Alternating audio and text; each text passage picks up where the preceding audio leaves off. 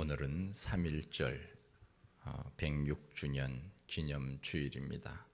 절기상으로 우수가 지났는데 우수가 지나면 얼음이 녹아 빗물이 된다는 뜻으로 봄이 온다는 것을 의미합니다.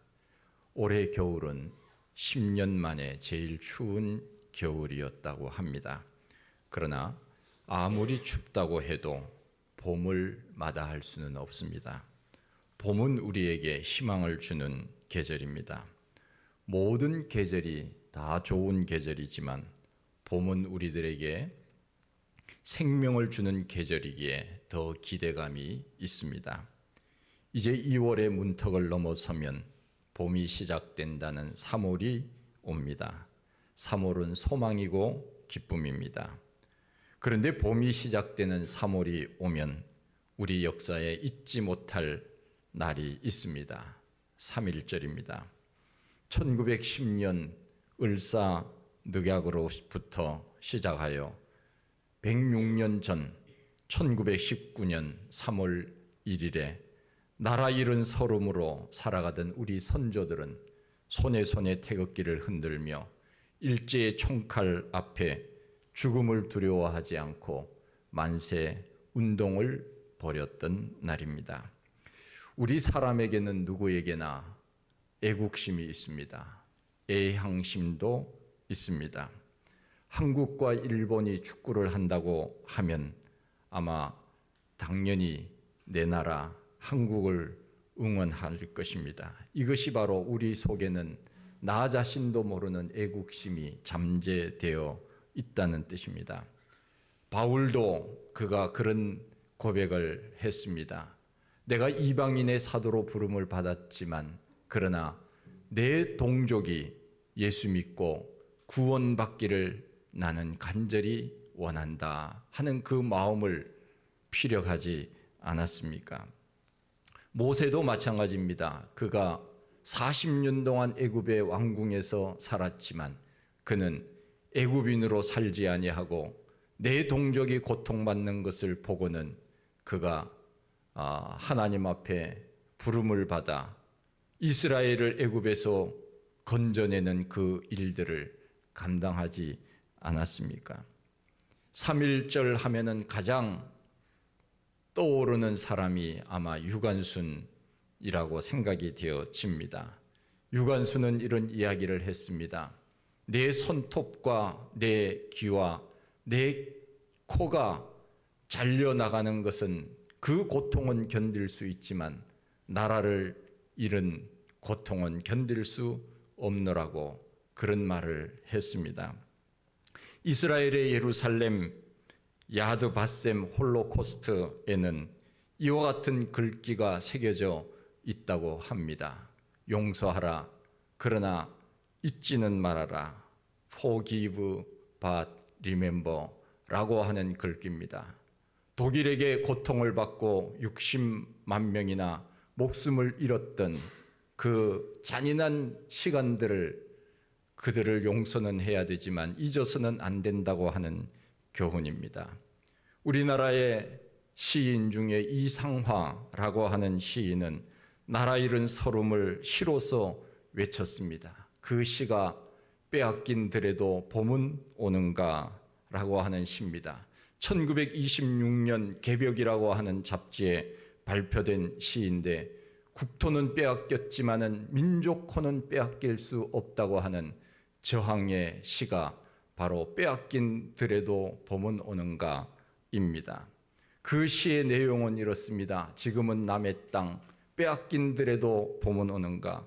나는 온몸에 햇살을 받고 푸른 하늘 푸른 들이 맞붙는 곳으로 가르마 같은 농길을 따라 꿈속을 가듯 걸어만 가네 걸어만 간다. 나비제비야 깝치지 마라. 맨드라미 들막꽃에도 인사를 해야지. 아주까리 기름 바르니가 지신을 맺은 그들이라도 보고 싶다.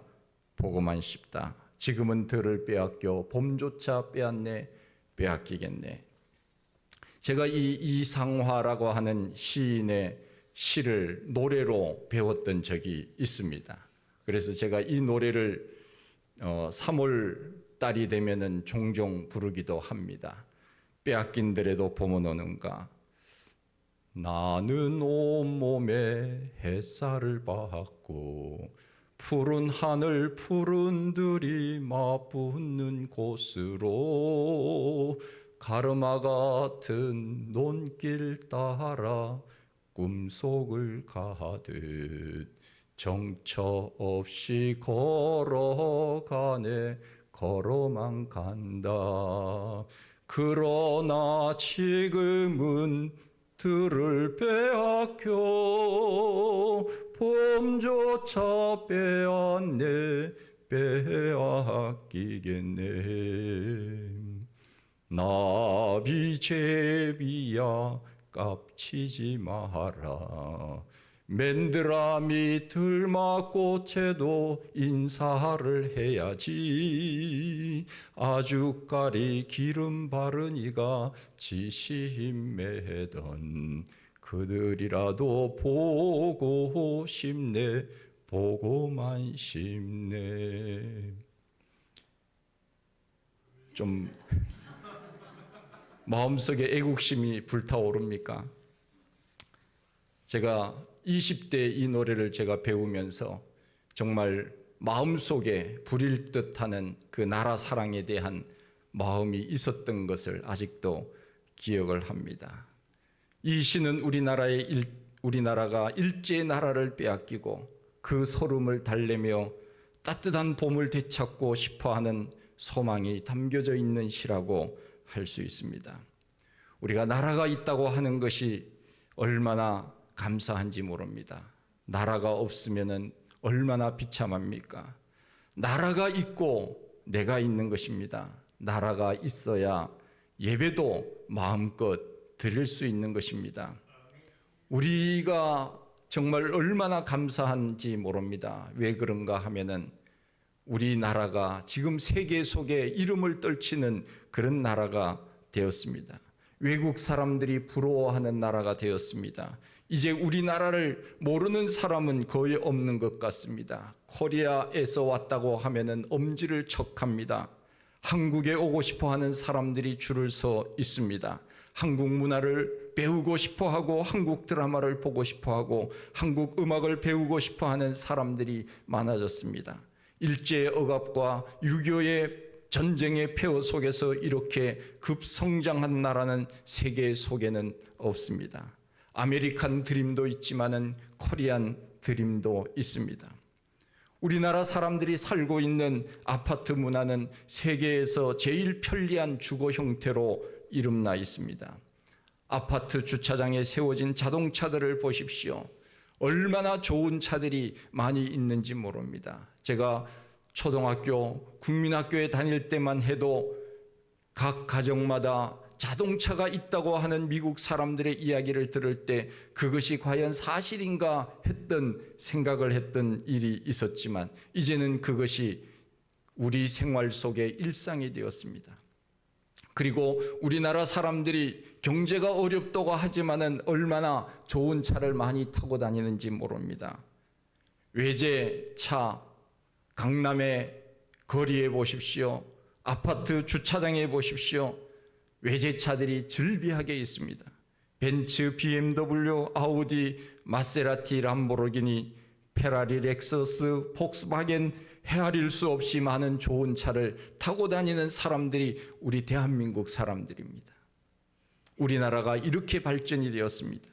그런데 우리가 이렇게 발전이 된 배경을 우리는 알아야 합니다. 1884년을 기점으로 우리나라에 복음이 들어왔습니다. 선교사들이 한국에 들어와서 중점적으로 한 사역이 세 가지가 있습니다. 첫째는 교회를 세우고, 둘째는 학교를 세우고, 셋째는 병원을 세운다고 하는 트라이앵글 전략이었습니다. 선교사들이 우리나라에 끼친 영향력은 얼마나 대단했는지 모릅니다. 복음이 들어옴으로 인하여서 대한민국은 개화되기 시작한 것입니다. 특별히 1970년대 우리나라는 급속도로 발전하기 시작합니다. 사람들은 우리나라가 새마을 운동을 했기 때문에 잘 살게 되었다고 말하기도 하지만은 그러나 궁극적으로는 복음이 들어옴으로 인하여서 교육이 이루어지고 복음이 들어옴으로 인하여 여성의 권한이 신장이 되었고 사람들의 눈이 뜨여지게 된 것입니다. 1970년부터 성도들이 교회마다 폭발적으로 늘었습니다. 3.1 운동 당시 성도들은 20만 조금 넘었습니다. 당시 인구는 기미 독립선언서에 나와 있는 것처럼 2천만 밖에 되지 않았습니다. 반만년 역사의 권위를 위하여 차를 선언함이며 2천만 민중의 성충을 합하여 차를 포명함이며 민족의 항구여일한 자유발전을 위하여 차를 주장함이며 인류적 양심의 발로에 기이한 세계 개조의 대기운의 수능 병진하기 위하여 차를 제기함이니 시천의 명명이며 시대의 대세이며 전 인류 공존 동생권의 정당한 발동이라. 그 속에 우리 인구 2천만 인구가 하나가 되어서 독립운동, 나라를 찾기 위한 그러한 놀라운 일들을 우리가 하게 되었습니다.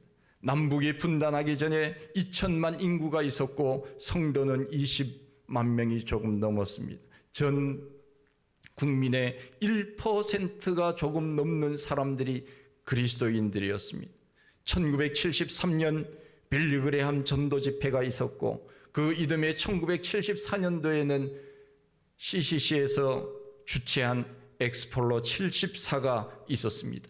여의도 광장에 그때 모인 사람들이 230만 이상이 모였다고 합니다. 수많은 성도들이 그때 헌신했습니다. 수많은 젊은이들이 내가 선교사로 가겠습니다. 내가 목회자의 길을 걷겠습니다. 복음을 위하여 목숨을 걸겠습니다. 그렇게 결단했던 시간들이 그때 있었습니다. 그것이 자양분이 되어서 오늘 한국교회가 이렇게 성장한 것이 아닙니까?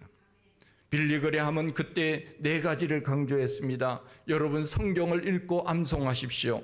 그리고 2번째 열심히 기도하십시오. 3번째 누구에게든지 전도하십시오. 4째 교회에 나가서 봉사 열심히 하십시오. 그때 주님 앞에 그 이야기를 듣고는 헌신한 사람들이 회개하고 헌신한 사람들이 수만 명에 이르고 회개하여 예수 믿기로 결단한 사람들이 10만 명이 넘었다고 합니다. 한국교회의 기도의 불길이 활활 타오르던 그 시대가 바로 한국 대한민국이 세계 속의 발돋움을 시작한 그때와 일치한다고 하는 것입니다.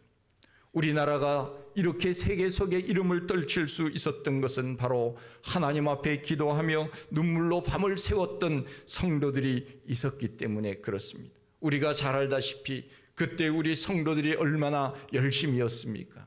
수요 예배, 주일 예배, 주일 저녁 예배, 금요 철야 기도회, 그러면서 밤을 새우면서 그들이 열심으로 하나님 앞에 의자도 좋지 않았습니다. 교회당도 좋지 않았습니다. 마루에다가 무릎을 꿇고 방석을 깔고 눈물로 하나님 앞에 기도하던 그때가 있지 않았습니까? 바로 하나님께서는 그때 우리나라에게 복을 주신 것입니다. 나라가 있다고 하는 것이 얼마나 감사하며 내가 예수를 믿고 나라를 위하여 기도할 수 있다고 하는 것이 얼마나 귀한 일인지 모릅니다. 교회가 쇠퇴하면 나라도 어려워집니다. 하나님이 복을 주시지 않으면 나라도 설 수 없는 것입니다. 나라가 잘 되고 안 되는 것, 나라의 흥망성쇠는 하나님께 달려 있습니다. 그러기에 우리는 하나님 앞에 날마다 나라를 위하여 기도해야 됩니다. 미국의 트럼프 대통령의 입만 바라보아서는 안 됩니다. 하나님을 바라보아야 합니다. 하나님이 역사의 주권자이시고 하나님이 역사를 운행하시는 분이시지 트럼프가 역사를 좌지우지하는 사람은 결코 아니라는 것입니다. 사람에게 우리가 의지해서는 안 됩니다. 하나님 붙들고 나가야 나라가 사는 것입니다. 3.1 운동 당시 33인이 독립선언서에 서명을 했는데 그 중에 16명이 기독교인이었습니다. 지금은 20%가 교인이고 당시는 1%가 조금 넘는 교인인데 독립선언서에 서명한 사람은 절반 이상이 기독교인이었다고 하는 것이 놀라운 일입니다. 기독교인들이 나라를 얼마나 사랑했고 나라를 얼마나 위하여 기도하고 나라를 위하여 목숨을 바쳤는지를 우리는 알 수 있습니다. 독립운동을 해서 앞장섰던 사람들이 대부분이 기독교인들이었습니다. 우리가 이름만 들어도 알 수 있는 그리스도인들 얼마나 많이 있는지 모릅니다. 일제 치하 가운데 우리의 선조들은 많은 고통을 받았습니다. 그 중에서도 교회는 가장 많은 박해를 받았고 성도들은 제일 많은 박해를 받았습니다. 마치 로마 시대 기독교인들을 박해하여 수많은 사람들을 죽게 했던 그 시대처럼 성도들은 일제 시대에 많은 고난을 받았습니다. 독립운동을 했던 많은 사람들이 바로 그 고난 가운데 죽어갔던 사람들이 얼마나 많이 있는가를 우리는 알 수 있습니다. 지금 우리나라는 많은 갈등을 겪고 있습니다. 해결해야 될 과제들이 참으로 많습니다. 그러나 우리 성도들이 나라를 위하여 기도하고 나라를 사랑하는 마음으로 하나님 앞에 나아가는 한 하나님은 우리나라를 지켜주실 줄로 분명히 믿습니다. 사막에도 백합화가 피고 황무지에도 장미꽃이 피는 것입니다. 오늘 본문에 나와 있는 이 이사야 35장은 바로 해방의 노래로 유명합니다. 이 노래는 바벨론 포로에서 돌아올 것을 노래하는 간절한 소망에서 부른 노래요 찬송시입니다. 이스라엘 백성들이 70년 바벨론 포로에서 돌아올 것을 예언하면서 이 노래를 불렀습니다. 그대로 이루어졌습니다. 광야의 메마른 땅이 기뻐하며 사막이 백합화같이 피어 즐거워한다고 했는데 하나님께서는 그 70년 바벨론 포로 생활의 고난 가운데서 하나님은 그들을 해방시켜서 고레스 왕을 통하여 자유를 주심으로 그들이 다시금 고국에 돌아와서 잃어버렸던 성전을 재건하고 하나님 앞에 예배드릴 수 있는 그날을 허락해 주시지 않았습니까? 하나님이 함께 하시면 사막에서도 꽃이 핍니다. 사막에서도 물이 흐를 수가 있는 것입니다. 우리 한국교회도 다시 부흥의 불길이 타오르는 그날이 있기 위하여 우리가 기도해야 됩니다. 우리 교회도 부흥의 불길이 일어날 수 있도록 우리가 기도하고 애써야 됩니다. 우리가 사는 현실이 암담할 때가 얼마나 많습니까? 희망이라고는 보이지 않을 때도 있습니다. 그야말로 찬송가에 나와 있는 것처럼 캄캄한 밤 사나운 바람일 때 외로운 배 한 척이 망경창파 그 망망한 바다에 떠 있다고 하는 그 찬송처럼 어찌 보면은 우리들은 이 세상을 살아가면서 때로는 망망대해에 홀로 서 있는 외로운 배 한 척처럼 그런 외로움과 고독 속에 절망 가운데 살아갈 때도 많이 있습니다. 그러나 하나님의 말씀을 읽을 때 우리는 위로를 받습니다. 세상 그 어떤 사람이 주는 위로, 그것도 위로가 될 수 있지만 그러나 하나님은 오늘 우리에게 위로와 용기를 주시는 것입니다. 우리의 선조들은 일제에 맞서서 대한독립 만세를 외치면서 하나님 앞에 간절히 눈물로 나라가 해방되기를 기도하지 않았습니까? 하나님은 머지않아 그 성도들의 기도를 통하여서 하나님께서 우리들에게 일제로부터 자유함을 얻게 해주셨습니다. 우리에게 남은 과제가 여전히 있습니다. 남북이 갈라진 가운데 우리가 살고 있지 않습니까? 그러기에 우리는 하나님께서 언제 어느 때에 우리가 하나가 되게 하실진 모르지만 우리는 오늘도 기도해야 합니다. 하나님께서 언젠가는 그 때와 시간은 우리가 알 수 없지만은 반드시 하나 될 수 있는 그날이 있을 것이라고, 우리가 알지 못하는 어느 날 갑자기 일어날 수도 있다는 것을 우리는 알고 나라를 위하여 기도해야 됩니다. 저는 목회를 하면서 목회가 결코 쉽지 않다는 것을 저는 잘 알고 있습니다. 세상 일은 어느 정도 열심히 하면은 성과가 있지만은 목회는 결코 내 마음대로 되는 것은 아닌 것 같습니다. 앞으로 시대는 빠르게 변하고 사람들은 날로 악하여져 갑니다. 복음을 받아들이지 않습니다. 교회를 욕합니다. 하나님을 멀리 떠나서 하나님이 없다고 합니다. 교회마다 어려움들이 있습니다. 모든 문제가 해결되는 것은 이 세상에는 아무것도 없습니다. 인간 세계는, 인간이라고 하는 그 말 자체가 연약하다는 뜻입니다. 문제가 많다는 것입니다. 죄인이라고 하는 뜻입니다. 그러기에 우리는 하나님 앞에 무릎 꿇고 늘 그 문제 해결을 위하여 기도하며 하나님 앞에 나아가는 길밖에는 없는 것입니다. 교회가 평안하고 든든히 서가면 제일 좋은 교회입니다. 초대교회가 그러지 않았습니까? 함께 모여서 기도하고 말씀을 배우고 서로 자기의 것을 자기의 것이라 하지 않고 서로 나누었던 그 초대교회는 바로 천국의 예고편을 보여주는 교회였습니다. 우리 교회도 마찬가지입니다. 그렇게 해야 됩니다. 모든 교회가 초대교회처럼 천국의 예고편을 보여줄 수 있는 교회가 되어야 됩니다. 그러기 위해서는 우리가 늘 하나님 앞에 기도하고 말씀 가운데 살려고 애를 써야 됩니다. 세상이 악하다 하여서 우리가 그것을 내버려 두고 세상이 다 그래 하면서 포기하면 안 됩니다. 우리는 여전히 그리스도의 향기를 발해야 되고 소금과 빛으로 우리는 그 역할을 감당해야 하는 것입니다.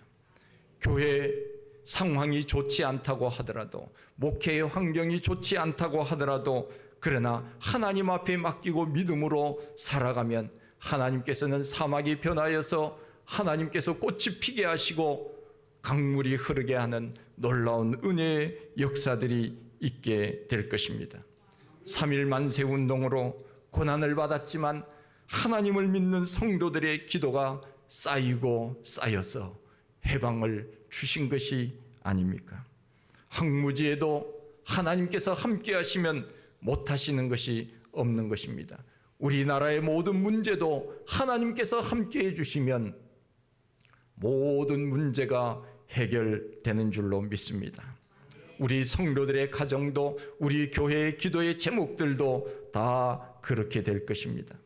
오늘 우리가 사는 것이 때로 힘들고 어렵다고 하여도 궁극적으로 하나님의 나라에서 영광의 찬송을 부르며 우리 모두 즐거워할 그날이 반드시 있습니다. 우리가 사는 세상이 힘듭니다. 어렵습니다. 절망 가운데 살 때도 많이 있습니다. 그러나 우리 모두 하나님을 바라보며 살아가십시다.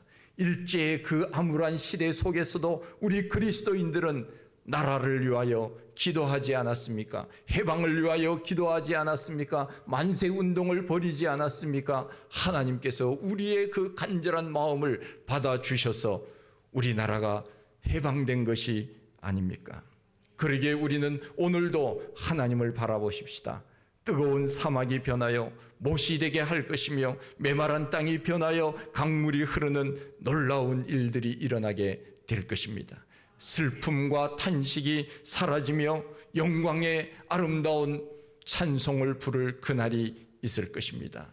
하나님께서 우리나라 사람들의, 예수 믿는 사람들의 간절한 기도와 그 독립을 외치고 찾기를 원했던 그 마음을 받으셔서 자유를 주셨던 것처럼 오늘 우리의 문제, 가정의 문제, 교회의 문제, 나라의 문제, 그 모든 것들도 우리의 하나님 앞에 맡기고 기도하고 애쓰며 그렇게 나아갈 때 하나님께서는 놀라운 것으로 채워주실 줄로 분명히 믿습니다. 그날을 바라보면서 믿음으로 승리하시는 우리 모두가 다 되시기를 원합니다. 하나님 아버지 감사합니다. 3.1절 106주년을 맞이하여 우리가 다시금 잊어버렸던 그 시간들을 돌아봅니다. 35, 6년간 고난받았던 우리의 선조들, 특별히 믿음을 지키기 위하여 애썼던 우리의 믿음의 선조들의 그 신앙을 우리가 돌아봅니다. 그날이 있었기에 우리는 더 하나 될 수 있었고 우리는 더 하나님 앞에 매달릴 수 있었으며 그 고난이 있었기에 오늘 하나님께서 이렇게 은혜 주셔서 대한민국이 세계 속에 으뜸가는 나라로 살 수 있었음을 저희들이 고백합니다. 하나님 손 붙들고 살아가기를 원합니다. 하나님 우리의 믿음을 지켜주시고 우리의 모든 삶 가운데 하나님이 간섭하셔서 아름다운 백합화가 피고 장미꽃이 피는 놀라운 은혜를 경험하는 우리 모두가 다 되게 하여 주옵소서. 예수님 이름으로 기도하옵나이다. 아멘.